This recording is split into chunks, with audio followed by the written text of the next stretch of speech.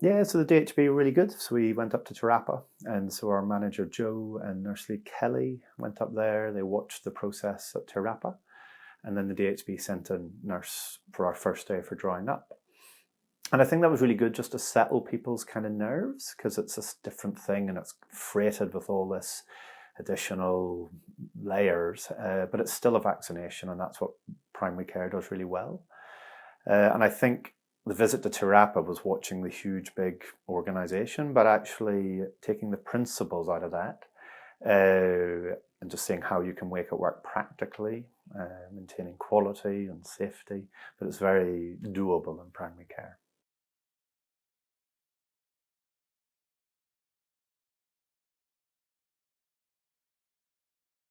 The CIR is actually okay.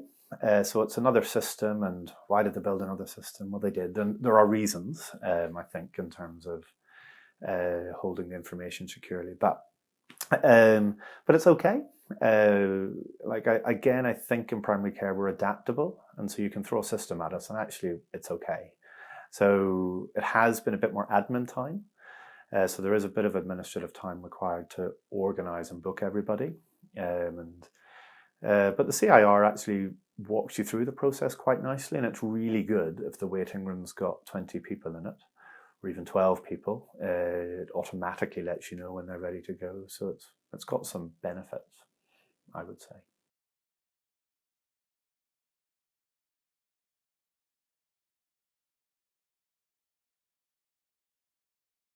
So you got to find a sort of napkin in a cafe and do some numbers. Well, we know the $36 a vaccine, 48 at weekends. You need some volume. So we do about 15 vials. We do about 100 vaccines a week. And so, yes, you need some dedicated time, but we're very fortunate that we've got enough people who are willing to come and do an extra day to cover, to give our admin time off. And in terms of the financial modelling, that works okay. And in terms of it not interrupting our flow too much, we don't try to run this through reception. So actually, oh, you're interested in the COVID vaccine? Please leave your details, yeah? Or if you're not already on our PMS, please fill in the casual enrolment forms. We've got all your details, we'll add you to the list. And so then that whole work stream is taken offline. So the reception aren't fumbling trying to book COVID clinics in between what's already a busy managing different GP clinics and etc. So that's all taken offline, booked in a very calm, controlled way. And I think that's been why it's worked really well.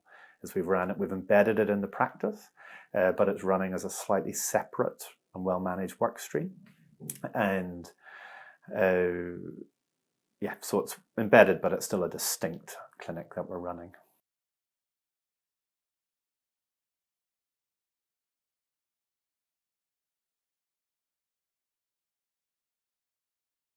Yeah, it was probably by week 2. So week 1, we were dealing with, gosh, there's lots of people in the waiting room. That's partly because the people wanted to stay and chat to their friends, so we ended up with too many there. But we were comfortable by week 3, I would say, very comfortable. And at that point going, gosh, we can increase our capacity quite easily now. And I think that was also the bit of starting slow, starting well below what you imagine you might fit in, and getting the process really smooth. Because the reason it's worked quite well is the staff have all bought into it. There's a lot of kind of buy-in from the reception and nursing team.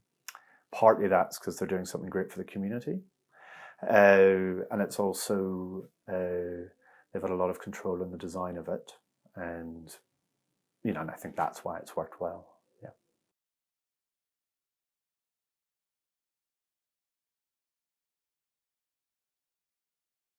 It's quite interesting. It's an opportunity for that, because I think all practices, we become quite siloed as admin, nursing, medical.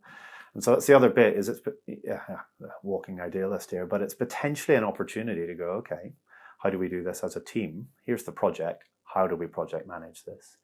And really recognizing each other's roles in that. And certainly we found as a practice that we're often at our best when we've got to step up and do something different. So really good under pressure, really good under crisis, and so there's been a bit of pressure with this, but actually, teams often respond well under pressure, managed pressure.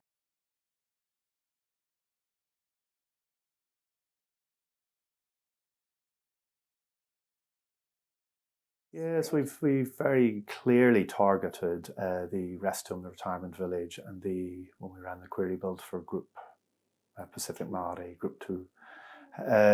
So we did a bulk text, and then we phoned. So it was part of the admin time, was phoning and inviting people in Group 2. The advantage of phoning them is you can actually book them in. If that nurse is doing it at the admin time, they're booked in then and there. And the whole process is quite neatly managed. I think when it comes to Group 3, 4, that'll change. There'll be a bit more volume coming there. There'll probably be a bit more admin time required to curate the list and to book everyone in. But we're quite clear we like the booking system rather than the walk-in. That's what's worked for us. And that's what we probably continue doing, because it gives us control over the number of people in the building, control over the process, minimises wastage, and kind of works for us. And it's that sense we don't need to vaccinate the whole town. We'll do our chunk, and some people will go to the big centres. Some people will be caught up by mobile clinics and Māori providers, and between us we get it done.